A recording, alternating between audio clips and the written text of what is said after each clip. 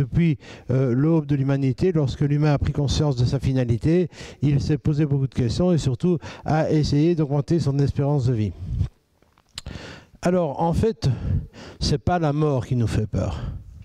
Et notre chanteur regretté Jacques Brel l'avait tellement remarquablement écrit lorsqu'il a dit « Mourir la belle affaire, mais vieillir ». Nous avons tous peur de ce processus pourtant naturel qui est le vieillissement, qui va nous emmener vers un chemin de décrépitude où nous allons perdre progressivement l'ensemble des fonctions qui nous permettent d'avoir une vie cognitive et somatique optimale. Plus tard, l'écrivain Jonathan Swift a bien constaté que nous voulons tous vivre longtemps, mais personne d'entre nous ne veut vieillir. Et ça, c'est un défi remarquable. Nous devons bien sûr constater que l'espérance de vie de l'homme a subi des modifications majeures au cours du temps. Alors il y a deux choses qu'il faut bien comprendre et qui sont différentes. C'est la longévité. La longévité, c'est une mesure. On va mesurer l'âge moyen que va vivre une population dans un environnement donné. Et puis il y a le vieillissement. Le vieillissement n'est pas une mesure, c'est un processus. C'est un ensemble de mécanismes qui font que l'individu va aller de moins en moins bien et finalement va mourir. D'accord ? Alors, vous voyez que il y a environ 30 à 50 000 ans, notre ancêtre, le chasseur-cueilleur de la savane africaine, avait une espérance de vie, c'est-à-dire moyenne. À partir de combien de temps est-ce que 50% de la population qui était née allait mourir? Eh bien, c'était 18 ans. Donc je suis au regret de vous dire que même vous, mes étudiants, vous serez tous morts, parce qu'il y a pas mal d'étudiants qui ont fait l'effort de venir, ben vous serez morts, vous serez déjà à la fin de votre vie. Et vous voyez que progressivement, en fait, on a augmenté cette espérance de vie, et la première des choses, c'était bien sûr, en limitant les périodes de famine, puisque qu'est-ce qui va limiter notre espérance de vie ? À part le fait que nous allons vieillir, mais dans des conditions, dirons, naturelles, puisqu'en fait, on peut s'estimer en captivité. Si vous prenez un animal qui vit dans la nature, son espérance de vie est largement plus courte que celle qui vit d'un animal qui vit en captivité et qui, bien sûr, est bien traité. Et donc, le fait de ne pas avoir de restrictions d'apport d'alimentation, d'apport d'eau, le fait de ne pas avoir de prédateurs va avoir un impact majeur. Ces prédateurs, ce sont bien sûr des prédateurs macroscopiques, c'est-à-dire des gros animaux qui vont nous manger, mais c'est rare d'entendre dire qu'un patient, un voisin, se fait dévorer par un crocodile, par un lion, par un requin, ça arrive. Malheureusement, à côté de ces monstres macroscopiques qui nous font peur, il y a une multitude incroyable d'individus qui en veulent à notre peau. Ce sont les micro-organismes, les microbes qui sont un véritable fléau. Et donc il a fallu s'équiper pour se défendre de manière efficace et progressivement. C'est ce que nous avons réussi à faire, et notamment en améliorant notre logistique sanitaire.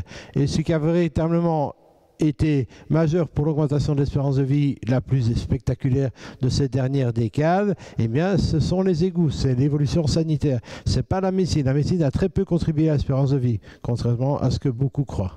Okay. Alors, je vous présente ici la doyenne de l'humanité, c'est Jeanne-Louise Calment, une Française qui vivait à Arles, qui est née à Arles, qui est morte à Arles. Elle a vécu 122 ans, 164 jours. Vous avez ici son portrait quand elle avait 40 ans, quand on avait 60, et puis juste avant qu'elle ne meure, 122 ans. C'est c'est le Guinness Book Record, c'est l'humain pour lequel on a la preuve, parce qu'on avait son certificat de naissance, qui a vécu le plus.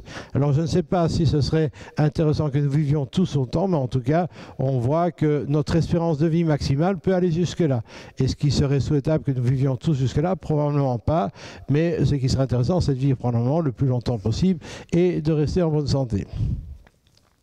Alors aujourd'hui, ce qui est intéressant, c'est qu'une fille qui naît en 2000 a 50% de chances de devenir centenaire. Donc on pourrait se demander en effet si on a envie que cela arrive. Okay, et ce qu'on peut dire aujourd'hui, en tout cas, c'est qu'en Belgique et en Europe du Nord, dans tous les pays industrialisés, l'espérance de vie est de 75,5 ans pour les hommes et de 84,5 ans pour les femmes. Ce qui est assez remarquable, c'est que tous les ans, l'espérance de vie de la population humaine augmente de 3 mois. Mais rassurez-vous, c'est en train de diminuer. hein. Donc, et malheureusement, l'Organisation mondiale de la santé a constaté que demain, nos enfants vivront moins longtemps que nous. L'espérance, la longévité maximale est en train de diminuer à cause notamment de cette obésité, cette épidémie d'obésité, de maladies métaboliques qui sont essentiellement environnementales et qui vont accélérer le vieillissement. Alors ceci est une courbe assez étonnante, ça suit l'évolution du nombre de super centenaires, des centenaires, vous voyez, de plus de 110 ans, de plus de 112 ans, et vous voyez qu'à un moment donné, on avait vraiment une épidémie de centenaires de plus de 110 ans, et il y en a de moins bien sûr à 114 ans, et il y a très peu de temps, il y a la doyenne qui était une japonaise qui vit sur l'île d'Okinawa, qui est décédée à l'âge de 116 ans. Donc voilà, le profil est en train de changer et on voit qu'il y a aujourd'hui un grand nombre de centenaires et de personnes de plus de 100 ans qui sont vivants, bien sûr, qui ont toute une série de problèmes, et certains sont en bonne santé. Donc on peut dire que certains individus humains sont privilégiés et peuvent vivre extrêmement longtemps tout en restant relativement en bonne santé. Alors bien sûr, cette population de centenaires va changer quelque peu les choses. Voici le futur groupe rock qui va probablement faire le buzz. Ils vont probablement être sur toutes les chaînes de TV. On va changer la signalisation routière avec de nouveaux panneaux qui vont apparaître. Parce qu'il est évident que plus il y aura de centenaires, plus les feux rouges vont durer plus longtemps parce qu'il faudra le temps que ces personnes traversent. Alors, bon, moins rigolo, c'est que notre société est en train de subir une mutation extrêmement inquiétante au niveau socio-économique, et ceci est indiqué sur cette courbe. Vous voyez ici le nombre d'individus de moins de 5 ans. Okay, et vous voyez que depuis 1950, il y a une diminution progressive très importante, puisqu'on passe de 10% en moins quasi. Et vous voyez ici le nombre de personnes de plus de 65 ans qu'on appelle du troisième âge.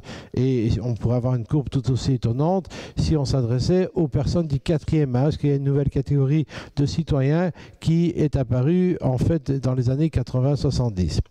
Et on voit qu'il y a un point de croisement dangereux qui est demain, puisque ce sera en 2018, il y aura plus d'individus de plus de 65 ans que de jeunes individus. Or, les individus de 65 ans vont généralement arrêter de travailler et vont être sous la dépendance des gens qui travaillent. Il y aura de moins en moins de personnes qui vont travailler. Le problème, vous allez le voir, c'est qu'on a une augmentation de l'espérance de vie moyenne. Les gens vivent plus longtemps. Le problème, c'est qu'ils deviennent vieux plus jeunes.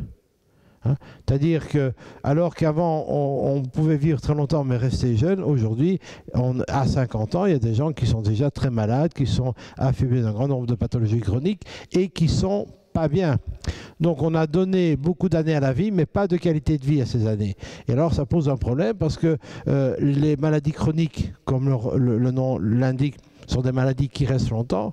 On ne va pas effacer le chronique, on reste malade tout le temps. Ça, certains médecins sont contents parce qu'on assure que la clientèle soit constante. Par contre, le patient, ça ne l'intéresse pas. D'autre part, les soins de santé sont de plus en plus chers.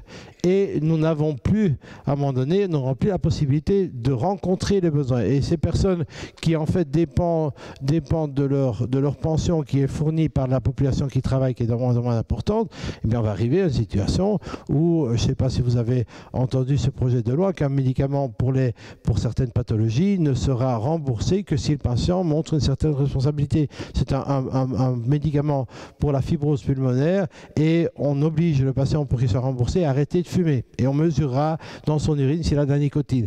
Alors ça, ce n'est qu'un exemple parmi d'autres, mais demain, si vous ne perdez pas un tel pourcentage de graisse et que vous avez un problème peut-être arthrosique, eh bien, on dira on ne vous opère pas, on ne vous met pas une prothèse de hanche parce que manifestement vous ne faites pas attention. Donc on va responsabiliser de plus en plus les patients pour des raisons socio-économiques.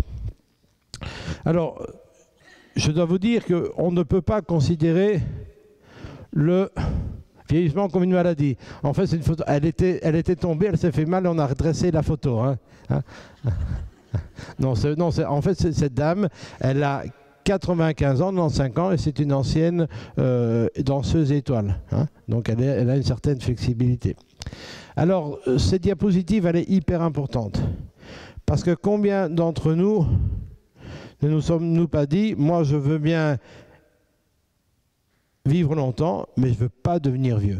Je ne veux pas me retrouver dans un home à ne plus reconnaître les personnes qui viennent visiter, à ne plus pouvoir assurer les fonctions vitales de base, à devoir être assisté pour ma toilette, etc. Et donc on dit, moi je préfère partir. Okay. Et d'autre part, donc beaucoup pensent que être vieux, c'est nécessairement être malheureux. Okay. Eh bien, c'est tout à fait faux. En fait, nous sommes ici sur Terre pour être heureux. C'est notre raison principale, être heureux, c'est-à-dire pouvoir assurer l'ensemble de nos activités émotionnelles, affectives. Et alors, cette étude qui a été faite par des Américains ont mis en confrontation 3 facteurs. Le facteur le plus important, est-ce que vous êtes heureux? Être heureux, c'est avoir une vie riche. Pas une vie avec de l'argent, c'est avoir une vie riche, être bien, quoi. Être heureux, et on a demandé, est-ce que vous êtes très heureux? Question que vous pourriez vous poser. Est-ce que je suis heureux, très heureux? Okay. Et alors, on a confronté l'âge, okay.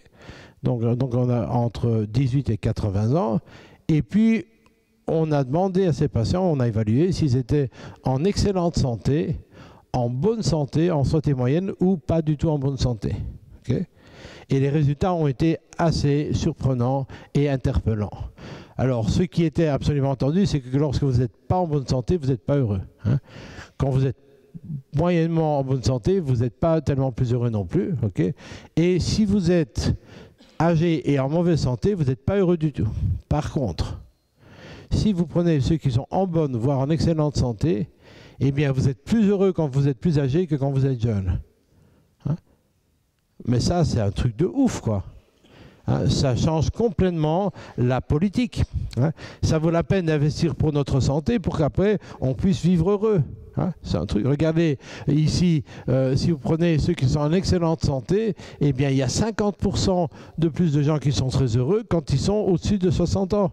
C'est normal. Ils ont fini toute leur mission pour l'espèce humaine. Ils ont remboursé leurs prêts. Ils ont élevé leurs enfants. Ils n'ont plus de problème. Ils peuvent profiter de la vie. Et donc, s'ils sont en bonne santé, ils vont kiffer grave, comme disent mes jeunes. Donc, alors déjà ça... Constater ce point-là veut dire que ça vaut la peine de mettre au point des stratégies pour optimiser notre santé au fur et à mesure que le temps passe et pour rester en bonne santé le plus longtemps possible. Et cela est possible, bien sûr, pour autant que nous comprenions les mécanismes qui sont liés à ce processus. Parce qu'il est vrai que plus nous vieillissons, plus nous perdons notre capacité de réguler nos fonctions et qu'un grand nombre de maladies, notamment chroniques, vont commencer à s'accumuler. Et vous voyez ici que les maladies qui sont essentiellement liées à l'âge sont les maladies osseo-articulaires, dont l'arthrose et les polyarthrites, bien sûr les maladies cardiovasculaires et le cancer, qui sont les 3 maladies les plus fréquentes chez les personnes âgées. Mais néanmoins, on sait que le cancer, par exemple, apparaît bien sûr aussi chez les personnes plus jeunes, mais le fait de vieillir, pour des raisons que nous essaierons de tenter d'expliquer tout à l'heure, le fait de vieillir fait qu'on a de plus en plus de risques de développer un cancer.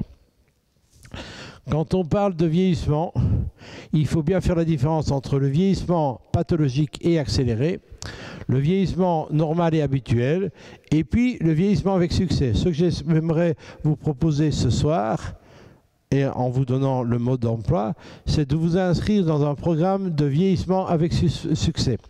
Il n'y a aucune stratégie d'anti-vieillissement. L'anti-aging, on en parle beaucoup, c'est un concept marketing.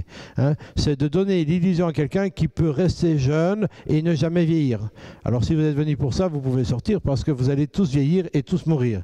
Je suis désolé. Mais néanmoins, il y a une possibilité de vivre le plus longtemps possible en restant jeune biologiquement et en n'étant pas malade. Et ça, c'est le successful aging ou le vieillissement avec succès sans incapacité. Alors bien sûr, je vous l'ai dit, depuis que l'homme a pris conscience du fait qu'il allait vieillir et mourir, eh ben, il a essayé de comprendre pourquoi et il s'est promis de trouver l'élixir de jouvence. Et voici la fontaine de jouvence qui a tant de fois été peinte comme espoir possible et potentiel de pouvoir éventuellement trouver un jour la formule magique qui allait pouvoir vous permettre de rester jeune éternel. Et vous savez que les Grecs avaient une déesse qui s'appelait Hébé, qui était la déesse promesse de la jeunesse éternelle, mais bon, elle n'a jamais pris contact, elle n'a jamais ouvert un cabinet, donc les gens continuent à vieillir. Pour pouvoir définir des stratégies de prévention, de ralentissement du vieillissement, il nous faut comprendre les mécanismes. Alors ce vieillissement, qu'est-ce que c'est? C'est un processus normal, physiologique, qui transforme les individus jeunes en individus en bonne santé, qui vont donc devenir plus fragiles avec une baisse de nos réserves fonctionnelles dans tous les systèmes et qui vont nous rendre vulnérables à nos agresseurs naturels jusqu'à ce que nous allions mourir. Alors, au niveau philosophique, certains proposent que la mort est nécessaire à la survie de l'espèce et que si nous vivions tous très longtemps, eh bien, les ressources d'alimentation d'espace seraient tellement limitées que finalement, on serait en disparition complète. Et donc finalement, et j'explique à mes étudiants que même au niveau de notre corps, les cellules se divisent, mais parfois elles doivent mourir pour nous faire vivre. Des cellules qui sont abîmées, des cellules qui pourraient devenir dangereuses, eh bien, si elles ne savent pas se tuer, eh bien, elles peuvent compromettre largement notre survie. Alors, vous imaginez bien sûr que le vieillissement n'est pas un processus simple. Un processus extrêmement complexe. Il y a plusieurs centaines de théories d'ailleurs qui tentent de l'expliquer. Et ce qu'on sait aujourd'hui, c'est qu'il y a une intervention génétique. C'est-à-dire que nous ne sommes pas tous égaux. Il y a des gens qui ont l'air d'avoir 60 ans alors qu'ils en ont 90 et leur parenté comme ça. Donc manifestement, il y a une connotation génétique. Mais d'autre part, il y a également une connotation environnementale. Et vous avez des personnes qui ont l'air d'avoir 30 ans de plus et pas leurs parents. Et par contre, lorsqu'on voit comment ils ont vécu, on dit qu'ils ont brûlé la bougie par le debout. Ça veut bien dire ce que ça veut dire. Donc il y a une intervention de mécanismes extrinsèques. Donc en fait, ce qu'on sait, c'est que le vieillissement va être le résultat d'interactions complexes entre notre génome et des facteurs environnementaux. Dans ces facteurs environnementaux, il y a bien sûr tout ce que nous faisons au niveau chimique, c'est-à-dire notre alimentation, au niveau physique, l'activité physique, mais également notre exposition à des agresseurs physiques et chimiques, et également notre environnement psycho-affectif. Et l'interface entre nos gènes et l'environnement est une nouvelle science qui n'a que quelques années, c'est l'épigénétique. Elle permet de démontrer que l'environnement est capable d'influencer nos gènes et de faire sortir le meilleur ou le pire d'entre nous. Okay. L'épigénétique permet d'expliquer que si vous suivez un certain mode de vie, que vous respectez certaines règles fondamentales, que vous gérez bien vos stress, que vous faites des exercices réguliers, que votre alimentation est saine, que vous ayez une vie passionnée, bien entourée, eh bien, vous pouvez exprimer le super vous. Chacun d'entre vous, vous avez un super vous en vous, que vous pouvez faire sortir si vous le traitez bien. Alors, le vieillissement sensu stricto qui nous frappe le plus et qui en fait a été l'objet de pas mal, notamment de développement marketing économique, eh bien, on est vieux. Le vieillissement, comment on voit, c'est l'aspect morphologique et c'est la peau. On voit bien, tu as vu, il a pris un coup d'yeux, le pépé, parce qu'en fait, il a la peau qui est toute ratatinée. Et puis, c'est notre perte de fonction cognitive et parfois affective. Et ceci, ce sont deux événements, deux processus qui se voient et qui nous inquiètent. On a tous peur, bien sûr, de perdre notre identité, de perdre notre mémoire. Et on a surtout également peur de ne pas ressembler à quelqu'un de jeune. Okay. Et d'ailleurs, il y a un commerce incroyable de cosmétologie, de médecine esthétique, médecine anti-aging, où on vous fait des choses incroyables pour vous donner l'impression que vous êtes jeune. Alors que vous restez vieux de l'intérieur, vous donnez l'impression d'être jeune de l'extérieur, ce qui n'est pas toujours, bien sûr, quelque chose de tout à fait intéressant. Pour bien comprendre les mécanismes du vieillissement, laissez-moi vous rappeler très succinctement comment fonctionne notre organisme. Chacun d'entre vous, vous êtes une communauté de 100 000 milliards de cellules, organisées bien sûr pour faire chaque superbe individu que vous êtes, organisé en tissus. Donc il y a une véritable organisation, une véritable ville ou même pays ou continent. Mais alors que vous avez l'impression que vous êtes stable, hein, et que ce matin, quand vous êtes levé, vous êtes regardé, vous dites tiens, bonjour, c'est toi, vous êtes reconnu, c'était vous. Hein. Parfois, vous avez l'impression, quand vous avez une mauvaise nuit, que vous êtes votre mère, mais non, c'est vous. Hein. Ou votre père. Et donc, en fait, cette apparente stabilité n'est qu'apparente car chacun d'entre vous, vous êtes un chantier en continuelle construction-déconstruction. C'est-à-dire que parmi ces 100 000 milliards de cellules, 200 milliards meurent tous les jours et sont remplacés par des nouvelles. Ça veut dire que chaque seconde, 2 300 000 cellules sont mortes et 2 300 000 cellules, plus celles d'avant, sont nées. Okay. Donc c'est un chantier incroyable. Bien sûr, tous les tissus ne se renouvellent pas à cette rapidité, mais votre peau se renouvelle tous les mois, votre estomac tous les jours, votre intestin tous les jours et demi, votre sang tous les 3 mois. Donc il y a un renouvellement incroyable qui se fait et les cellules doivent se recopier à l'identique. Okay. Et bien sûr, donc la stabilité est le résultat d'un équilibre entre les cellules qui se divisent et les cellules qui meurent, donc les cellules qui meurent remplacées, donc on a une impression de stabilité apparente. Alors, toutes les instructions pour pouvoir construire une cellule, et nous en avons au moins 150 types différents pour former un humain, toutes ces informations, l'instruction, le plan, il est inscrit dans la bibliothèque génomique, c'est-à-dire dans notre ADN, qui contient des gènes, chaque gène étant la recette pour pouvoir produire une protéine qui va agir et faire un travail particulier dans le fonctionnement de la cellule. Nous avons en fait donc un livre qui est écrit avec ce qu'on appelle l'alphabet de la vie, le code génétique, à savoir 4 monomères, 4 lettres, A, T, C, G, qui sont 4 molécules qui vont s'unir un peu comme un alphabet, écrire le texte de la vie qui s'écrit en 3 milliards 200 millions de lettres. Si vous deviez l'écrire, votre vie, vous, votre identité, le vous, ça s'écrit en 2 millions de pages, pic 12, recto verso, simple interligne, et bien on a tout ce qu'il faut pour vous faire renaître et vous faire vivre comme vous avez vécu. Et dans ce livre, il y a 35 000 recettes. Des recettes non pas de cuisine, des recettes pour construire des protéines. Okay, et donc tout simplement pour dire aussi combien nous devons être humbles et combien... Pardon madame, encore...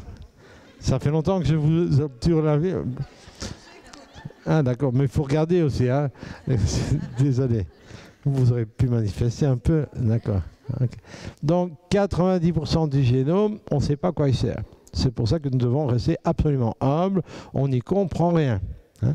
Hein, combien de fois vous avez chez le médecin, vous avez dit je ne vais pas bien, et lui il n'a aucun résultat, il ne sait pas, il dit pour moi vous allez bien, hein, vous n'êtes pas malade, alors que vous êtes malade, hein, et donc il ne va pas vous dire je ne sais pas, il va dire je ne suis pas malade, mais en fait il devrait dire écoutez madame, je comprends que vous n'êtes pas bien, mais en fait je ne sais pas pourquoi, je suis désolé, je ne vois pas, hein, on ne sait pas encore, donc on doit rester humble parce qu'on connaît encore très peu de choses. Alors ce que vous devez savoir, c'est que vous avez vu, hein, depuis que je vous ai parlé, combien de millions de cellules sont mortes et sont nées, heureusement pour vous. Hein. Et bien à chaque fois, ces cellules ont dû recopier l'intégralité, tout. Les 2 millions de pages, recto verso. La moindre erreur pourrait être catastrophique. Une seule erreur, une seule lettre sur les 3 milliards pourrait entraîner la mort de la cellule, voire de l'individu après un certain temps. Et donc il faut, lors de ces divisions, recopier tous ces livres qui détiennent l'information génétique dans son intégralité. Et pour ça, on a une super secrétaire qui est l'ADN polymérase qui recopie. Elle est très performante. Figurez-vous qu'elle se trompe parce qu'elle est moderne, elle a un système d'autocorrection, etc. Et elle se trompe une fois tous les milliards de lettres. Pas beaucoup, hein. Une secrétaire professionnelle, elle fait une erreur tous les 250 signes. Okay, elle, c'est une tous les milliards. Donc voilà. Et elle n'est pas mieux payée depuis qu'elle a commencé son boulot. Hein. Alors, le problème, c'est qu'elle se trompe quand même. C'est ça le problème, c'est qu'elle se trompe et que des erreurs vont s'introduire dans notre génome. Ce qui veut dire que la cellule, elle ne sera pas 100% identique. Elle ne peut pas puisqu'on aura des erreurs et à chaque division, il va y avoir une erreur. D'accord ? Et cette erreur va se transmettre de génération cellulaire en génération cellulaire et ça s'appelle une mutation. Alors, sans faux hasard, mais il est évident que ce taux de mutation peut augmenter de manière vertigineuse si, pendant la vie de la cellule, celle-ci maltraite son information génétique. Vous pouvez éventuellement brûler un morceau du livre ou bien éventuellement verser de l'encre, on ne saura pas lire. Donc la secrétaire, elle est performante, mais si elle ne sait pas quoi recopier, elle va mettre n'importe quoi et il n'y aura pas de, comment dire, il y aura pas de possibilité de recopier. Donc dans les conditions optimales, il y a 3 erreurs à chaque division, mais parfois il y en a 1 million, voire 10 millions. Okay, vous imaginez alors le drame que ça peut faire pour la cellule. Donc il y a des mutations qui vont s'accumuler, il y a des agents mutagènes. Ces agents mutagènes vont accélérer votre vieillissement à une vitesse VV'. Alors, en fait, si nous gratifions nos parents de nous avoir légué un génome, c'est ce qui est représenté par cette double hélice ADN vierge de mutation, au fur et à mesure que nous progressons dans notre vie chronologique, nous accumulons, parce que l'ADN polymérase a des limites, nous accumulons des mutations qui vont s'inscrire et qui vont s'additionner jusqu'à un moment donné, avoir tellement de mutations qu'il est impossible pour la cellule de faire ce qu'elle faisait quand on était bébé. Elle a perdu ses capacités. Et ce processus de mutation qui s'accumule est vraiment l'ADN du vieillissement. Et ceci se voit parce que, donc voilà cette jeune fille qui se voyait tous les matins, okay, tout d'un coup elle est projetée 50 ans plus tard, et voilà les résultats de ces mutations qui sont accumulées. Hein. Il y a une modification qui est responsable du vieillissement. Alors il y a des maladies qui nous permettent également de comprendre, parce que ça c'est le processus physiologique, mais l'idée c'est de comprendre comment est-ce que ça se passe vraiment et quels sont les mécanismes qui sont responsables de cela. Il y a une maladie qui s'appelle le syndrome de Werner.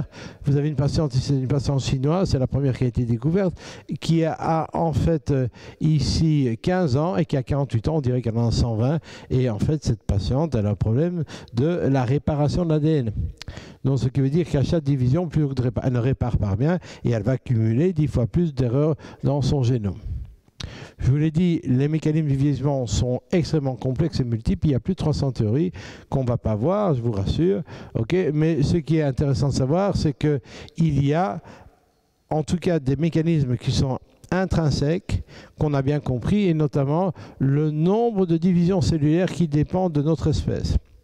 Donc notre longévité maximale, celle de Madame Calment et des autres centenaires, elle est possible parce qu'elle a préservé de manière optimale cette capacité de se diviser. Si on prend des cellules de souris dont l'espérance de vie est environ 2 ans, eh bien les cellules en culture peuvent se diviser 20 fois.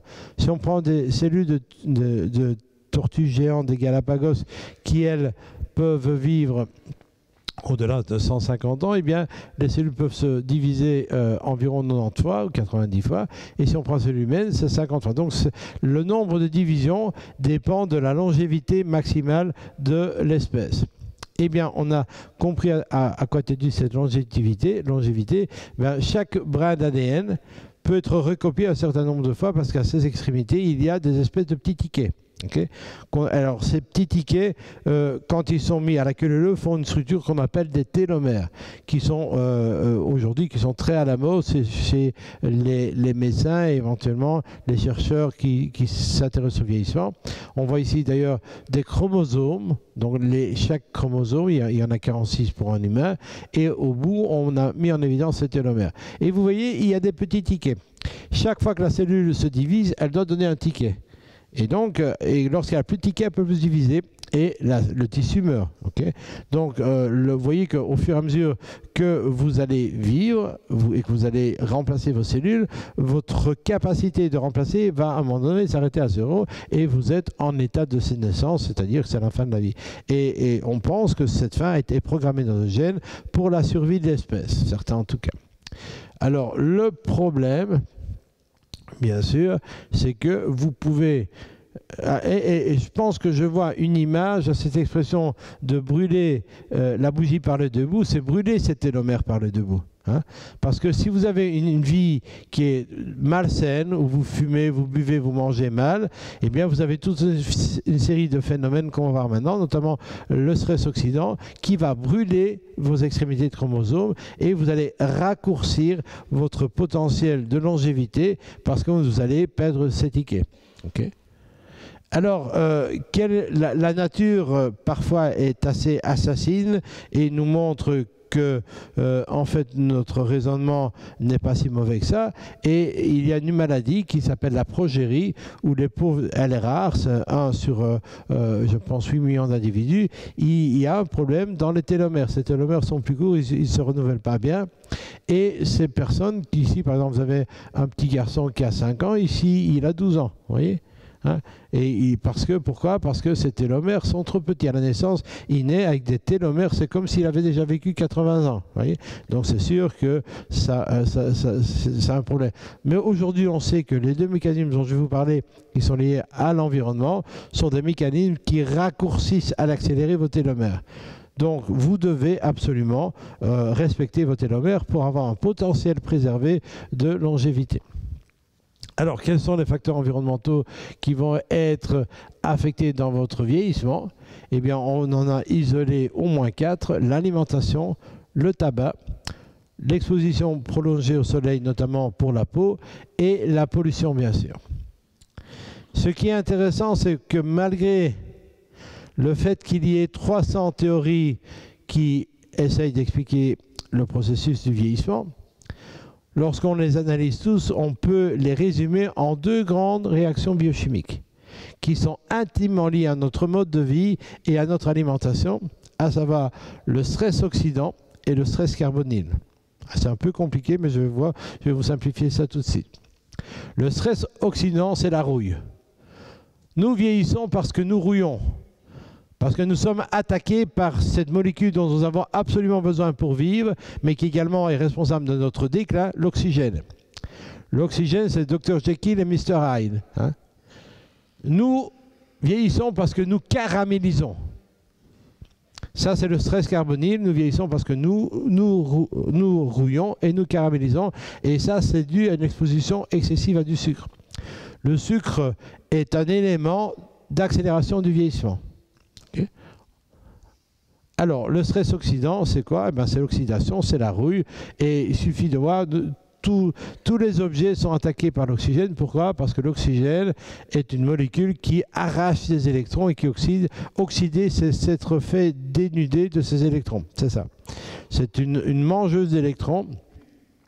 Et elle le fait soit du matériel inorganique, soit vous prenez une pomme, vous prenez une pomme innocente, hein, vous la coupez en 2, hein, vous la laissez à l'air et l'oxygène va faire son dégât, elle va être oxydée. Bien sûr, si vous ne la coupez pas, ça ne va pas laisser vivre. Mais ici, très rapidement, en quelques heures, hein, parfois en 20 minutes, hein, vous avez appelé des artichauts. Hein, vous avez vu comment l'artichaut il brunit tout de suite. Hein, si vous ne mettez pas un peu d'antioxydant, vous mettez quoi comme antioxydant pour protéger vos artichauts? Comment vous appelez, vous? Citron, Joël. Joël, du citron. Vous savez ce qu'il y a dans le citron Non, il y a la vitamine C, Joël. C'est pour ça que vos artichauts restent bien pas noirs. Parce que le noir, c'est l'oxydation. Très bien, Joël. Alors, par contre, vous voyez, si vous prenez une pomme que vous n'avez pas coupée, eh bien, ceci vous décrit vraiment l'évolution du vieillissement. Vous avez l'oxydation qui va finalement, et chacun d'entre nous, on va ressembler à ça à un moment donné. Hein. Ah oui. Donc, ces radicaux libres, ce sont donc des molécules qui attaquent nos propres cellules, nos protéines, nos molécules, et notamment notre ADN. Vous voyez maintenant le problème d'attaquer notre ADN. C'est qu'on va avoir plus d'erreurs et on va encore être moins capable de refaire des cellules qui ressemblent aux cellules qui ont donné naissance à ces cellules. Okay. Donc ces radicaux libres, c'est vraiment des entités que nous devons combattre parce que leur production, elle est associée à l'accélération du vieillissement. Donc l'accélération du vieillissement est due au stress oxydant. Le stress oxydant, c'est dû à la production de molécules qui sont liées à l'oxygène, qu'on appelle les radicaux libres. Ces radicaux libres, nous les produisons nous-mêmes. Et on peut en augmenter la charge du monde extérieur. Donc il y a une source dite endogène de nous-mêmes ou exogène qui vient de l'extérieur. Alors, je vais quand même devoir vous parler de cette merveilleuse machine qu'est la mitochondrie. C'est la centrale de production d'énergie de notre corps. Okay. C'est comme une centrale nucléaire. C'est vraiment un truc de ouf. Hein. Mais de ouf aussi parce que c'est dangereux. Hein. il y a également une production de radicaux libres lorsque nous éliminons les toxines qui encrassent notre corps. Et Dieu sait si l'industrie agroalimentaire, par les pesticides et les molécules, encrasse notre corps. Et bien, pour les éliminer, malheureusement, on produit des radicaux libres. Et ces radicaux libres sont tellement agressifs et méchants que nos militaires, parce que nous avons une armée dans notre corps qui nous défend contre les micro-organismes qui sont nos micro-prédateurs, nos militaires, ils les ont utilisés pour tuer l'ennemi. Donc, quand nous sommes en guerre contre l'ennemi lors d'une infection, qui va se traduire par une agression, une réponse de notre système immunitaire, on va envoyer sur l'ennemi des radicaux libres. Okay? Bien sûr, comme c'est dangereux, il ne faut pas en envoyer ni trop, parce qu'on va faire des dommages collatéraux. Donc la guerre est un mal nécessaire, et le résultat du champ de bataille, ça s'appelle l'inflammation. L'inflammation, c'est le champ de bataille où nos forces vives attaquent l'ennemi. Le problème, c'est que parfois le système militaire, il va trop fort. Plutôt d'aller tuer un sniper avec une grenade, il va envoyer un missile Tomahawk. Alors le sniper, il est mort, mais tout le village aussi, l'hôpital, l'école, tout le monde est mort. Donc ça, c'est pas intéressant. Le pire, c'est quand le système immunitaire va commencer à se tromper et attaquer un ennemi qui n'en est pas. Ça, c'est ce qui donne l'allergie. Toutes les allergies, c'est une guerre contre un ennemi qui n'en est pas, des protéines d'œufs, du pollen, etc. Et puis vous avez le pire, lorsque le système immunitaire est complètement planté et attaque vous-même. Ce sont les maladies auto-immunes. Il attaque vos articulations, votre thyroïde, votre intestin, la maladie de Crohn, votre système nerveux central, la sclérose en plaques, etc. Et donc cette inflammation va produire beaucoup de radicaux libres. Qu'est-ce qui va se passer alors? Si vous produisez beaucoup de radicaux libres pour rien, de manière inappropriée, vous allez consommer tous vos antioxydants, qui sont les luttes naturelles. Et donc, vous n'en aurez plus pour lutter contre les radicaux libres qui sont produits naturellement, notamment lors de l'activité des mitochondries. Et puis, on verra dans une deuxième étape tous les facteurs exogènes. Donc, le stress oxydant, c'est l'accumulation de rouille. Donc, on peut voir si un patient est dans un processus du vieillissement et on peut mesurer son état de rouille par des prises de sang. Okay? Parce que les molécules vont être affectées par cette oxydation et on va avoir des déchets qu'on peut récupérer dans l'urine, dans le sang pour le voir. Et on peut voir si on a un stress oxydant. Quand on a un stress oxydant, on est inscrit pour vieillir à l'accéléré et on a plus de risques d'avoir toutes les maladies associées. Maladies cardiovasculaires, Alzheimer, cancer. Hein, le stress oxydant est un grand artisan et pourvoyeur du cancer. Alors, ben, voilà ce que je voulais dire. Voici un radical libre qui est qu'on appelle le radical hydroxyle. Bon, ça, c'est-à-dire c'est un agent qui va oxyder et il oxyde l'ADN. Excusez-moi. Et donc, on voit ici que vous avez une lésion oxydative, vous avez une mutation. Et cet ADN qui est oxydé, la partie abîmée va être éliminée dans l'urine sous forme de 8-hydroxyguanosine et votre médecin peut doser dans votre urine la proportion de 8-hydroxyguanosine que vous avez et savoir si votre comportement, votre alimentation est compatible avec un vieillissement avec succès. Okay? Alors, une preuve que l'oxygène accélère le vieillissement a été donnée par les biologistes qui étudient le vieillissement sur des animaux qui ont une espérance de vie très courte. Donc, il est évident que si vous devez étudier le vieillissement sur l'espèce humaine, okay, il faudra plusieurs générations, puisque d'abord, on ne peut pas faire d'expérience sur les humains. Donc, on va prendre des espèces qui vivent pas longtemps. Par exemple, on prend souvent la mouche Drosophile mégaloblastaire, la mouche à vinaigre, ou bien un verron qu'on appelle le nématode ou Cenorhabditis elegans, pour ceux qui aiment bien les noms propres. Et en fait, on a vu que si on élève des mouches à la pression partielle d'oxygène qui est la nôtre, okay, 21% d'oxygène, c'est l'atmosphère, 21% d'oxygène, eh bien l'espérance de vie normale, si on augmente de 10%, on réduit de manière dramatique la survie. En fait, vous devez savoir que si la pression d'oxygène augmentait dans l'atmosphère, on serait tous vieux très rapidement. On serait tous rouillés, on serait tous comme la pompe que je vais montrer. Hein? Alors, celui qui a été le premier à mettre en évidence l'importance des radicaux libres sur le vieillissement, c'est le professeur Denham Harman, un Américain de l'Université de Nebraska. Et déjà en 1954, il avait démontré que les antioxydants étaient capables de ralentir le vieillissement. Les mitochondries. Hein. Alors ces mitochondries, vous ne les connaissez pas, et pourtant, sans elles, vous êtes mort. Hein. En fait, moi je me rappelle d'avoir fait un cours sur l'importance de la mitochondrie pour la santé. Les médecins m'ont dit, écoutez, M. Castronovo, c'est passionnant de vous le raconter, mais moi demain je vois des malades, pas des mitochondries. Je me suis retourné, je me suis mis à pleurer. Hein, parce que je me suis dit, bah, s'il ignore ça, les vous savez que moi je vous donne du cyanure, hein, pas à vous, hein, non. En 2 minutes vous êtes morte. Hein, vous saviez, quand vous avez déjà utilisé. Hein. En 2 minutes, vous êtes morte. Pourquoi? Parce que vous arrêtez net les mitochondries. Ce sont des poisons mitochondriaux. Les mitochondries sont la source principale de radicaux libres. Nous avons l'âge de nos mitochondries. Hein, c'est aussi important. L'inflammation dont j'en ai parlé, ben on va rentrer dans la mitochondrie.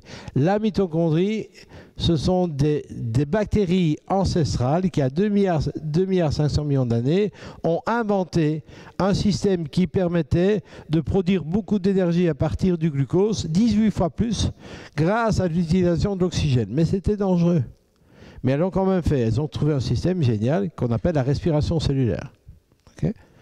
Le problème, c'est qu'au cours de cette respiration cellulaire, il y a un danger qui est, comme on utilise l'oxygène, cet oxygène peut se retourner contre nous et une partie de l'oxygène se transforme en radical libre, qui est son agent oxydant. Donc le fait qu'on utilise l'oxygène nous a donné un potentiel énergétique énorme, 18 fois plus d'énergie. On s'est développé, on a fait plein de choses, mais par contre, on vit avec ce danger permanent. C'est comme les centrales nucléaires ici, Tihange, ben c'est très bien. On sait bien que si on ne les a plus, on va devoir se chauffer au bois, on aura froid et on n'aura plus de frigo. Mais on sait qu'éventuellement, un jour, elles vont nous péter à la figure. Okay, donc il faut savoir ce qu'on doit faire. Eh bien, les mitochondries, c'est comme ça. Il faut absolument qu'on les respecte. Alors, ces mitochondries, je vous dis, c'est des bactéries. Elles nous viennent uniquement de maman. Nos mitochondries sont nos mitochondries maternelles. Donc, si vous avez des mitochondries nazes, votre père n'a rien à voir dedans. C'est maman. Qu'en partie, parce qu'on sait que papa contribue aussi un peu à améliorer, après 2,5 milliards d'années, le papa a joué un rôle aussi dans de nouvelles fonctions. Alors, on en a beaucoup de centrales productrices d'énergie. Leur rôle principal, c'est de produire l'énergie de la vie. L'énergie de la vie, c'est l'ATP. Vous avez tous entendu parler de l'ATP, peut-être pas, mais c'est le fuel dont on a besoin pour fonctionner. Okay, et en fait, par jour, chacun d'entre vous, n'avez pas l'impression, mais vous produisez 50 kg d'ATP. Rassurez-vous, ne vous réjouissez pas trop, vous n'allez pas perdre 50 kg par jour, puisqu'elles sont régénérées en 24 heures également. Donc nous produisons et brûlons 50 kg d'ATP par jour qui provient de la combustion des sucres, du glucose et des acides gras. Le glucose, 4 calories par gramme, les acides gras, 9 calories par gramme, l'alcool, 7 calories par gramme. Okay. Et cette mitochondrie, elle a tout un système extraordinaire. La mitochondrie a d'autres fonctions également. Elle produit, c'est la base de la production des hormones, notamment stéroïdiennes, le cortisol, les œstrogènes, la testostérone, tout ça est produit par la mitochondrie. Donc, quand vos mitochondries ne vont pas, toutes vos hormones qu'on appelle les hormones du vieillissement ne vont pas non plus être produites. Nos mitochondries sont de superbes machines remarquables qui ont leur propre vie. Elles se divisent elles-mêmes quand elles pensent qu'elles doivent se diviser. Et ce qui est remarquable, et retenez ça parce que c'est hyper important, lorsqu'elles sont défectueuses, comme les centrales de Tihange, eh bien là, on n'hésite pas, on ne tergisse pas, on les abat et on en refait des nouvelles plus modernes et plus sûres. Okay. Nous, on a plus de responsabilités par rapport à nos cellules que nos politiques par rapport à la population qu'ils gouvernent. Hein? Lorsqu'il y a un danger, on rase et on recommence. Donc, il y a un équilibre, les mitochondries se renouvellent. Celles qui sont défectueuses sont éliminées, elles sont étiquetées, du toi ça va pas, et elles vont se faire bouffer. D'ailleurs, on parle de mitophagie, c'est-à-dire phagie, manger la mitochondrie. La cellule mange sa mitochondrie et les bonnes mitochondries vont se développer pour reproduire de nouvelles. Dans les conditions optimales, si tout va bien, 10% de l'oxygène consommé par l'oxygène, les mitochondries se transforment en radicales libres. C'est énorme. Mais c'est ça qui va nous faire vieillir. Mais optimal, ça veut dire que la cellule a toutes ces molécules. Et ça, ce sont des micronutriments qui doivent absolument être apportés aux mitochondries pour qu'elles fonctionnent. Combien de fois, quand vous êtes fatigué, vous n'avez pas d'énergie. Quand on n'a pas d'énergie, c'est peut-être vos mitochondries qui ne suivent pas, qui produisent 40, 35 kg d'ATP au lieu des 50 nécessaires. N'avez-vous pas été chez le médecin ou bien le pharmacien vous dit « je vais vous donner des vitamines ». Et tout le monde prend des vitamines et personne ne sait à quoi ils servent. Bien, les vitamines qui vous donnent de l'énergie, ce sont des vitamines qui vont être utiles pour que la mitochondrie fonctionne bien. Toutes les vitamines B1, B2, B5, etc. On a besoin de fer également pour que la mitochondrie fonctionne. Pourquoi croyez-vous que les femmes sont souvent plus fatiguées que les hommes? C'est parce qu'elles perdent du fer et que les mitochondries ont des difficultés à bien fonctionner. Il ne faut pas attendre d'avoir de l'anémie pour être pas bien quand on n'a pas de fer. Le fer est un élément majeur pour les mitochondries ainsi que d'autres substances, mais c'est pas... Alors,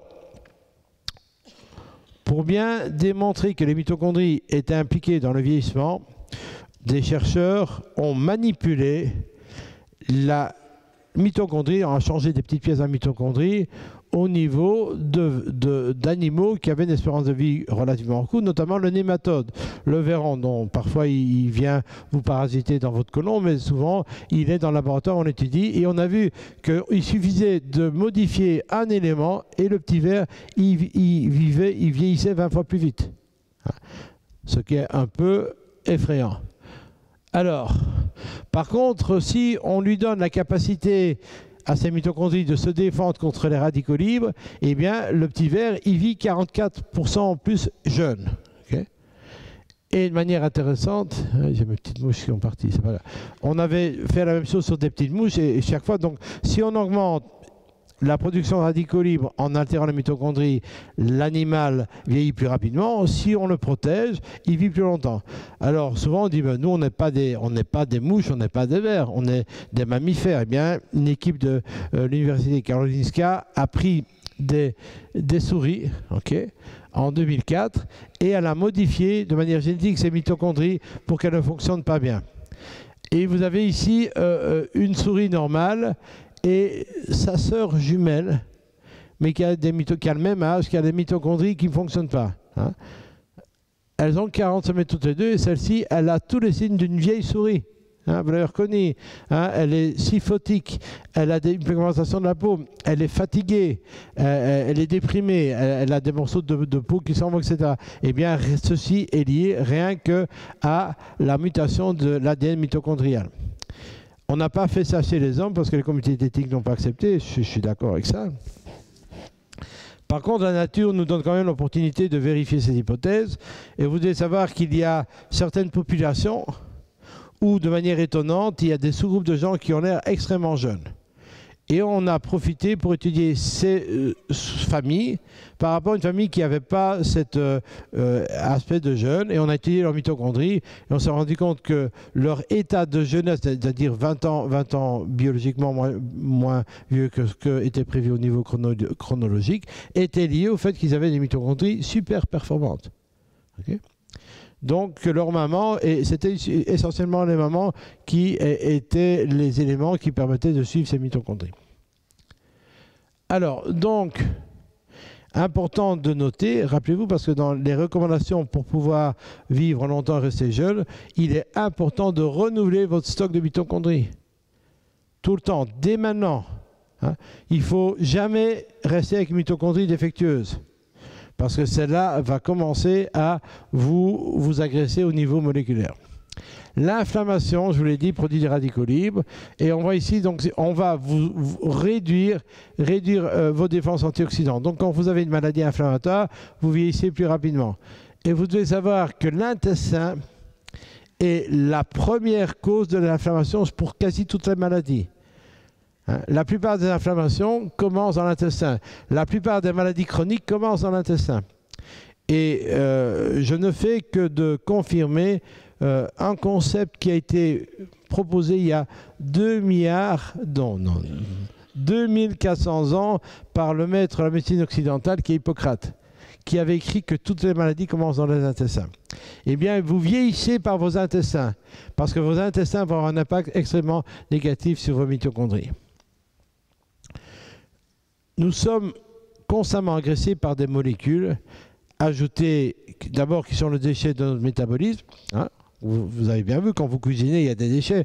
Eh bien, quand votre corps cuisine, il y a des déchets aussi. Et nous, on doit les éliminer également. Okay, et le grand centre de tri d'élimination des déchets, c'est le foie. Et ce foie, il doit utiliser de l'oxygène pour pouvoir éliminer les toxines. Le problème, c'est que si vous en donnez de trop, eh bien, il y a production de beaucoup de radicaux libres. Donc, nous sommes, étant donné que nous sommes agressés, mais de manière incroyable et innommable et de manière assassine par l'industrie agroalimentaire, eh bien, nous avons également un gros problème de production de radicaux libres, vieillissement. Et un exemple dramatique, c'est le pauvre politicien Viktor Yushchenko, qui était ce Premier ministre ukrainien, qui s'est fait intoxiquer par la dioxine et qui a pris un coup de vieux, on peut le dire. Il a pris un coup de vieux, hein, le mec. Hein. C'est un beau petit jeune homme. Hein, Joël, t'es d'accord, hein. Regardez la dioxine, il a grossi parce qu'on grossit quand on a les mitochondries. Oui, vous devez savoir que quand nos mitochondries ne fonctionnent pas bien, on grossit. Pourquoi? Et on développe du diabète parce que la mitochondrie, elle brûle le glucose. Si elle ne brûle plus, si elle ne sait plus travailler, elle ne sait plus brûler le glucose va rester dans le sang. Vous allez faire une hyperglycémie et plus trop d'insuline et finalement vous allez avoir du diabète. Et on sait que vous allez voir que trop de sucre va vous caraméliser. Okay. Donc, important, pauvre homme. Hein. Donc voilà, alors les autres facteurs exogènes qui vont accélérer le vieillissement, bien, ce sont les UV, les radicaux libres qui sont induits par la fumée du tabac, okay, les radiations ionisantes et la pollution. Le tabac, c'est une manière géniale de vieillir. Hein. Hein, si vous voulez, je ne sais pas, faire mature, etc., avoir des rides, ben vous fumez et ça va le faire sans problème. Regardez par exemple, un bel exemple, ça c'est une des plus belles femmes que l'humanité nous a fournies. Vous la reconnaissez, Joël? Pas directement. Jeanne Moreau, hein. Elle a fumé beaucoup, Jeanne Moreau. Hein. Grave, hein. Elle a fumé grave. Hein. Et voilà ce que ça a donné. Avec la voix qui va, je t'aime. Ça c'est 60 ans de tabac. Hein. Ouais. Vous ne fumez pas, Joël, j'espère. Hein, c'est bien. Alors, on pourrait dire, oui, il n'y a pas que ça, il n'y a pas que le tabac. Et donc, la nature nous offre également la possibilité de pouvoir montrer qu'un comportement particulier a un effet spécifique. Et ça, c'est une photo publiée dans une revue américaine de dermatologie. On a pris 2 sœurs jumelles. Une fume, l'autre pas. Alors, qu'est-ce qu'il va me dire? Vous appelez comment, vous? Nadine, c'est qui fume, à votre avis, Nadine? Celle de droite. Ah ben, bien vu, vous avez 10 sur 10, Nadine.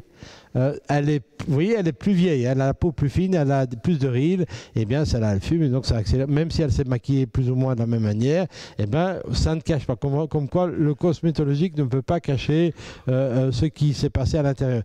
Elle a vieilli de l'intérieur. Hein. Votre peau n'est que le reflet de ce qui se passe à l'intérieur. Le soleil est une autre manière remarquable de vieillir. Vous exposez au soleil et bien sûr vous allez provoquer des radicaux libres qui vont brûler. Quand vous endormez à midi au mois d'août sur la place de Torremolinos, hein, sans avoir mis d'écran total, vous allez à l'hôpital, vous êtes brûlé au 3e degré. Okay. Ce sont les UVB et les UVC qui ont pénétré votre peau et qui ont créé des radicaux libres. Ce sont les radicaux libres qui vont vous brûler. Okay. Et qui vont être responsables. Ben, le petit garçon ne s'y trompe pas, regardez. Hein. Hein. Donc le soleil a créé des lésions au niveau de la peau qui l'ont cartonné. Okay. Et alors ici c'est intéressant, vous voyez, c'est pas un monstre, c'est 2 profils qui ont été collés. Et c'est un même monsieur. Hein. Et donc finalement, cette joue-là appartient au même joue gauche et droite. Et on voit qu'il y a une joue qui est plus ravinée. Hein, vous voyez, plus de rides ici que là-bas, hein, on voit évidemment. Et bien ça, c'est le profil d'un chauffeur de camion, et ça c'est le profil qui est à la fenêtre, okay, qui conduit pas en Belgique, en Espagne, bien sûr. Hein, en Belgique, il serait plutôt plus déprimé que ridé. Alors, si vous vraiment voulez avoir l'air vieux, vous combinez les deux.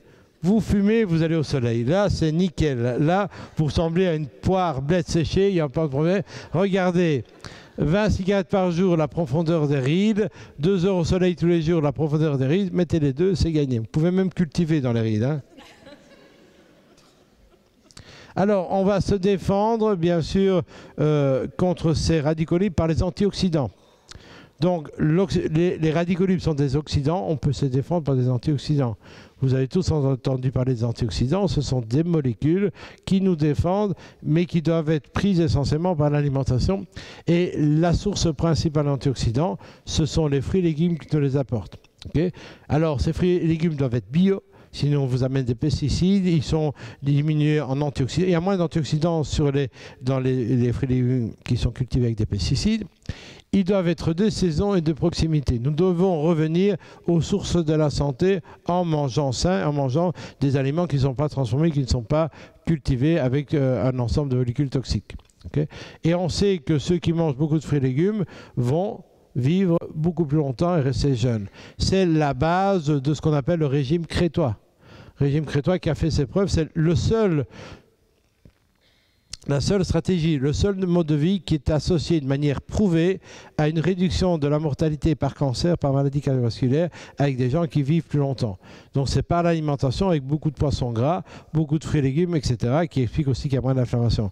Parce que les fruits et légumes vont avoir un effet de réduire les dommages de l'inflammation. D'autant plus si vous avez une maladie inflammatoire, il faut manger beaucoup de fruits et légumes. Alors, deuxième processus qui va entraîner votre vieillissement, la caramélisation. Donc la glycation, c'est-à-dire le fait d'avoir trop de sucre, les molécules de sucre vont se lier à vos protéines ADN, vont les modifier et vont les abîmer comme l'oxydation. Okay. Et on sait d'ailleurs que le diabète est un modèle accéléré de vieillissement. Les gens qui souffrent de diabète vieillissent à une vitesse VV'. Okay. Et notamment, le sucre va créer des liens et va cartonner la peau en créant des ponts entre les molécules de collagène, comme on voit ici. Ça s'appelle des cross-linking, des ponts, okay, qui vont renforcer, durcir vraiment la peau et ces ponts, en durcissant, vont faire entrer, vont être responsables de la formation séride. Okay. Donc, il faut absolument éviter d'avoir de l'hyperglycémie et notamment du diabète. Et de manger des choses sucrées. Ça, c'est vraiment la stratégie importante. Alors, la bonne nouvelle, plus ou moins, c'est qu'on a trouvé un moyen pour ralentir le vieillissement. Efficace, performant, pas dangereux, très très difficile à appliquer. Il faut manger moins. Mais vous pouvez manger moins, être tout aussi heureux, même mieux, et avoir toute une aussi importante activité, pour autant vous mangez équilibré. Donc en fait, on a montré depuis longtemps que si vous mangez moins, environ en 30 et 40% moins, généralement 40%, mais 30 c'est déjà bien, eh bien vous allez vivre plus longtemps, jeune et en bonne santé. Plus longtemps, jeune en bonne santé. Moi, j'ai fini ma conférence, mais je vais essayer de vous expliquer pourquoi. Okay. Ça date depuis 1935 qu'on a observé que des rats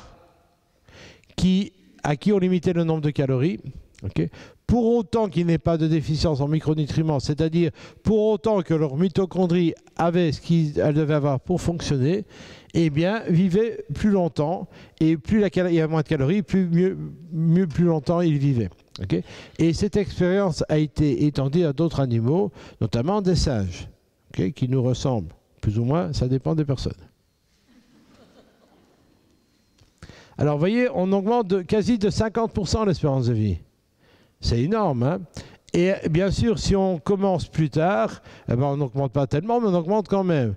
Donc, pour la plupart d'entre vous, il n'est pas trop tard. Hein? Par contre, il n'est pas trop tard. Par contre, il est important de ne pas commencer brutalement. Donc, monsieur, ne dites pas à votre femme en rentrant ce soir, on ne bouffe plus. Hein? Moi, je veux rester longtemps, c'est monsieur Cassandre qui l'a dit. Ça doit être progressif, adapté et en respectant les micronutriments. Okay? C'est les carbohydrates et les protéines que vous n'avez plus manger. Et donc, vous pouvez commencer maintenant. D'ailleurs, on a vu que si vous commencez à 38 ans, hein, la moyenne d'âge ici de l'auditoire, hein, la moyenne, hein, ça veut dire qu'on a pris tout le monde et puis on a divisé par le nombre. Hein. Eh bien, et que vous réduisez de 40%, on peut vous garantir, signer, que vous allez vivre 15% en plus jeune. 15% en plus d'espérance de vie. C'est pas mal, hein, jeune. Donc si vous avez des plans, si vous venez juste de faire un héritage qui vous permet éventuellement de faire plein de choses, eh bien mettez-vous en restriction calorique, hein, pour pouvoir profiter de tout votre argent, quoi. Hein. Alors le problème, c'est que les sociologues ont dit, ça c'est génial. Ben déjà, ça va résoudre le problème de la faim. On va donner à manger à plus de personnes moins, ils vont être plus en meilleure santé. C'est génial, c'est fabuleux. Mais les gens ne veulent pas faire ça. Hein, parce qu'ils sont frustrés, ils doivent se remplir la panse, comme on dit vulgairement, pour être bien. Hein, donc ils sont gourmands. Et donc on sait que ce que les gens aimeraient bien, c'est qu'on leur donne une pilule qui fasse la même chose et qui continue à manger, comme pour le cholestérol. Hein. Hein, on vous a fait peur avec le cholestérol, maintenant on vous dit, tu as du cholestérol, c'est comme on vous disait, tu as un cancer, alors que le cholestérol est nécessaire à la vie. Hein. On vous donne la pilule, on ne vous dit pas, ne mangez pas trop de gras, etc. Vous prenez votre pilule et tant que vous prenez votre pilule, vous pouvez manger n'importe quoi. Ça ne va pas, ça. Hein.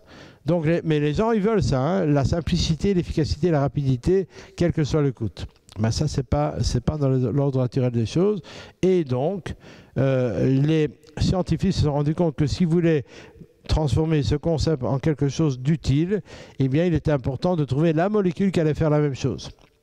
La molécule qui allait activer ce qui est activé quand on mange moins. Okay? Et ils ont trouvé le mécanisme. Ils ont vu que quand on ne mange pas beaucoup de calories, il y a des enzymes qu'on appelle des sirtuines qui sont activées. Okay? Et je ne vais pas rentrer dans les détails, mais ces sirtuines avaient été identifiées comme une enzyme responsable de la longévité du ver. C'est-à-dire que quand cette enzyme ne fonctionnait pas bien, le ver, il vieillissait, il mourait rapidement. Okay? Alors on s'est dit, mais c'est génial, donc c'est via les sirtuines, essayons de trouver ce qui pourrait activer les sirtuines. Okay? D'abord, ils se sont dit, mais comment est-ce que ces sirtuines fonctionnent? Mais vous allez comprendre tout de suite. Eh bien, lorsque les sirtuines sont activées, parce que vous ne mangez pas beaucoup, la cellule prend beaucoup plus de temps pour corriger l'ADN avant de le recopier. C'est comme pour mes étudiants, hein, que je vous dis à l'examen, hein, je vous donne 1 heure de plus pour vérifier votre QCM. Il y aura moins de pétés, hein, ça je peux vous garantir. Hein. Et quand vous mangez trop, eh ben, le temps est limité, vous n'avez presque pas de temps, vous ne savez pas vous relire, et donc il y a plus d'erreurs. Donc on voit que les sirtuines vont stimuler la réparation et empêcher la mort de la cellule. Alors on s'est dit, ben voilà, ça c'est génial, maintenant il faut qu'on trouve la substance qui active les sirtuines alors qu'on peut manger beaucoup. Et les chercheurs ont commencé ils ont purifié l'enzyme et ils ont essayé de voir qu'est-ce qui peut la stimuler. Okay. Et ils ont trouvé parmi des dizaines et des milliers de molécules, une molécule qui était géniale parce que la même chose, c'était le resveratrol. Le resveratrol, c'est une molécule qui est présente au niveau du vin rouge. Mais monsieur, je vois déjà, on ne mange plus, on ne fait que boire. Hein. Il faudrait boire. Ah, c'est sûr que vous ne vieillirez plus parce que vous en allez boire tellement que l'alcool va vous fixer pour toujours. Hein. C'est des litres et des litres d'alcool, il n'y en a pas beaucoup. Hein. Mais le resveratrol va mimer la restriction calorique. Et aujourd'hui, ce resveratrol, eh bien, il est en train d'être étudié par des pharmacologues, des chimistes qui essayent de trouver une version qui pourrait être plus efficace, etc. Mais moi, je pense que ça ne pourra jamais remplacer la véritable stratégie de réduire la consommation de trop de calories. Donc voilà, on arrive à la fin de cette conférence. Donc, le titre original, c'était Mode d'emploi et la communication du CHU l'a retiré, mais donc je le remets. Et moi, je vais vous donner 5 points, hein, cadeaux, pour que dès ce soir, vous commenciez un projet de rajeunissement. Okay? Vous avez compris, et je vais vous expliquer pourquoi. D'abord, bien sûr, vous allez manger beaucoup de fruits et légumes bio, de saison, etc. Hein? Pourquoi? Je vais voir si le message est passé. Madame, vous appelez comment vous? Francine, c'est pas grave. J'ai dit à mes étudiants que je ne les interrogerai pas. Francine, pourquoi manger beaucoup de fruits et légumes pourrait vous aider à ne pas vieillir? Vous en mangez beaucoup, mais pourquoi? Oui, d'accord, mais m'expliquez un peu à ceux qui n'en mangent pas beaucoup, pourquoi ils devraient en manger beaucoup. Qu'est-ce que ça fait? Par rapport à ce que j'ai raconté, Francine? Vous êtes un peu... vous voyez les jeunes, il n'y a pas que les jeunes qui sont stressés par le stress, hein. Même les moins jeunes. Ben voilà, Francine. Ce sont des antioxydants qui vont piéger et détruire les radicaux libres. Et vont empêcher... C'est moi qui vous ai appris à manger. Ben voilà, c'est bien, je suis content. Réduire les sucres rapides. Il faut vraiment... Alors, je voudrais vous dire une chose. Il ne faut pas vous priver. Mais quand vous prenez quelque chose qui n'est pas bon pour la santé, profitez-en un maximum. Hein? C'est-à-dire, si vous mangez un truc sucré, ne l'avalez pas en 30 secondes. Laissez-le dans votre bouche. Kiffez grave, quoi. Hein? Non, mais c'est important. Hein? Parce que le plaisir, c'est dans la bouche. C'est pas quand ça arrive dans le rectum. Hein? Hein? C'est dans la bouche que ça se... Donc, prenez cette philosophie. Parce que le plaisir est extrêmement salutaire également. Le stress, c'est bien sûr quelque chose qui va aggraver votre vieillissement. Okay? Donc, réduire votre réduction de calories. Donc, moi, j'ai un ami qui est un professeur de médecine milanais qui a 85 ans, il en fait 62. Hein? Et j'ai dit, Giulio, ma come fai? Il m'a dit, Vincenzo, mangio di tutto ma la metà. Je traduis. Je mange de tout mais la moitié, depuis toujours. Il avait eu l'intelligence de comprendre que donc il ne se faisait aucune privation mais mangeait la moitié. La moitié, il laissait la moitié des pâtes. Bon, alors, je me dis, il y a du déchet, quoi, mais partage, quoi. Hein, hein. Mais voilà, donc c'était le concept, il avait compris. Donc réduisez votre consommation de calories. Mangez moins. Vous n'aurez alors comment manger moins et ne pas avoir faim? Il y a un truc, mangez moins en savourant. Mangez moins en mangeant lentement. Si vous mangez lentement, votre cerveau va comptabiliser les calories et à un moment donné, il va dire « Ok, c'est ok, on n'a plus faim, on a bon ». Si vous mangez rapidement, il n'y a pas de comptabilisation. On a montré que des jeunes Américains qui vont au cinéma, okay, qui regardent un film en s'engouffrant un seau de popcorn avec du beurre, 2500 calories, 1 litre de coca, quand ils sortent, ils ont faim. Et ils vont au King Burger remanger 3000 calories, ce qui veut dire, et puis ils rentrent en roulant. Non, mais c'est vrai. Donc, si le message, c'est ne vous interdisez pas de manger des choses que vous aimez bien parce que c'est mauvais. Vous devez vous le permettre en petite quantité, mais en profitant bien, en prenant conscience que vous le faites. Parce que le stress lié au fait que vous ne le mangez pas va éventuellement avoir un problème, va entraîner un problème sur votre tube digestif et vous allez avoir de l'inflammation. Respectez votre tube digestif. Et il y a deux choses pour éventuellement... Rappelez-vous, Hippocrate l'a dit, et c'est vrai, tout commence dans les intestins. Eh bien, ce qui va causer le problème de l'intestin, c'est de manger trop rapidement, ne pas bien mastiquer. Hein. Ne pas bien mastiquer, c'est prendre une option sur des problèmes intestinaux graves et initier les maladies chroniques. Comment est-ce que vous savez si vous n'avez pas bien mastiqué? Très rapidement, la flore intestinale va vous avertir que c'est bien, tout est arrivé, on a bien fait la fête, parce que tout ce que vous mastiquez pas bien n'est pas digéré, n'est pas absorbé, et ça arrive dans l'intestin. Et comment est-ce qu'ils vous remercient? Ils vous font des ballonnements, hein? Hein? Donc des gaz. Hein? Alors si c'est des protéines, ces gaz sentent un peu, si ce n'est pas des protéines, ils sentent moins. Okay? Et de savoir que l'odeur des gaz, on va en parler dans un moment d'ailleurs,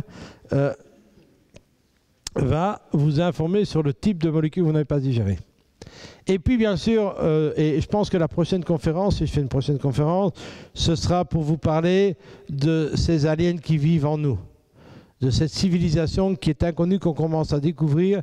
Et chacun d'entre vous, vous aussi madame, vous avez 2 kilos de bactéries, 2 kilos qui vivent dans vos intestins, qui ont une activité aussi importante que votre foie et qui détermine qui vous êtes, comment fonctionne votre foie, comment fonctionne votre cerveau. On a sous-estimé pendant longtemps. Et vous devez savoir que nous avons un contrat avec cette flore intestinale qu'on appelle le microbiote intestinal, où nous devons, par 24 heures, donner 20% de ce que nous mangeons à manger à nos bactéries. 20%. Et en général, nous n'en donnons qu'entre 3 et 5%. Donc les bactéries, écoutez, si vous ne donnez pas à manger, ça ne va pas aller.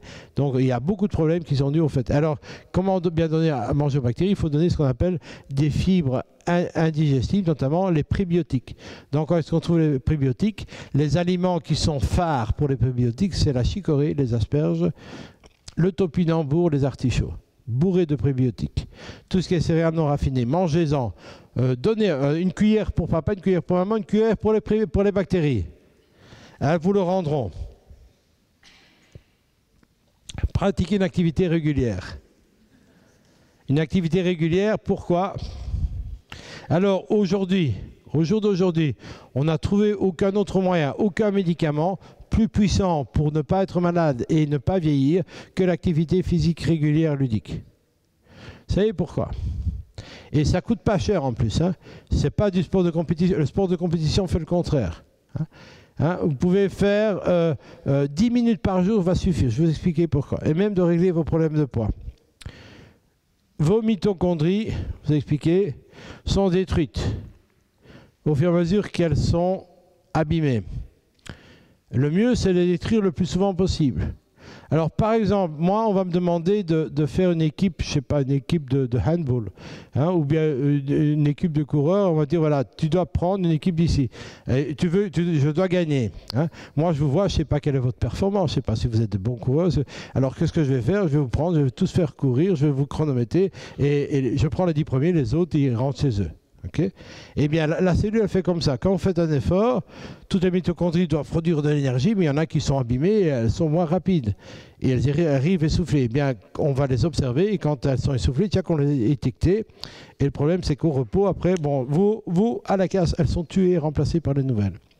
Donc, l'exercice physique régulier permet de régénérer les mitochondries, le pool de mitochondries de vieilles à de mauvaises mitochondries à jeunes mitochondries. Et on s'est rendu compte en fait de l'importance de ce renouvellement. Ce sont des chercheurs qui travaillaient sur le nématode et qui voulaient étudier l'impact de l'arsenic. L'arsenic, hein, Joël, pour mitochondries. Hein, quand, donc on prend de l'arsenic. Ils ont mis, donc c'est très mauvais, hein, on peut tuer quelqu'un. Ils ont pris des hautes doses, le petit verre, tchac, mort tout de suite. Et puis ils ont diminué, et à un moment donné, il ne meurait plus si vite. Et puis ils ont encore diminué, à un moment donné, ils voient que le verre vit plus longtemps. Avec des petites doses d'arsenic, le verre vit plus longtemps que ceux qui n'ont pas reçu. Et c'est incroyable, quoi. Hein? Je donne un poison à faible dose et le verre vit plus longtemps. Et ils ont compris qu'à faible dose, on était arrivé à une dose qui était toxique uniquement pour les mitochondries qui étaient fatiguées. Et celles-là, elles étaient éliminées. Donc ceux qui avaient ce processus-là éliminaient plus facilement leurs mauvaises bactéries. Il n'y a pas besoin de faire de sport parce que généralement, les nématodes ne font pas du sport, ils vivent comme ça et ils ne savent pas qu'il faut faire du sport. Et donc c'était l'équivalent du sport. Et je me suis dit, des pauvres qui essaient de tuer leur mari, en se disant je vais le tuer sans me faire avoir. Je vais mettre un tout petit peu, je vais mettre 10 fois moins que ce que je devais mettre tous les jours. Et qui voient leur mari qui va de mieux en mieux, en fait, et qui va vivre beaucoup plus longtemps, c'est une catastrophe. Donc vous voyez la compréhension. Donc l'activité physique régulière vous permet. Et puis bien sûr, éviter le stress et ou apprendre à le gérer. Parce que c'est important aussi on ne peut pas toujours éviter le stress, mais apprendre à le gérer, on peut. Comment on peut apprendre à le gérer? Eh bien, deux moyens géniaux. Le sport, bien sûr, mais également l'humour et l'amour. Voici un peu d'humour pour vous aider à gérer votre stress. Hein?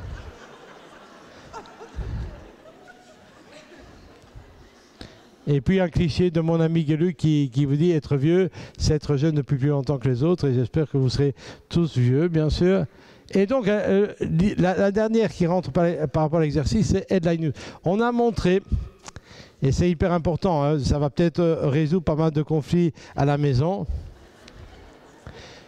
hein, que, alors ce sont des gens, c'est très sérieux, hein, que l'odeur des éructations amborales qu'on appelle DP, c'est-à-dire les gaz, les fertilisants, pourrait être bonne pour la santé.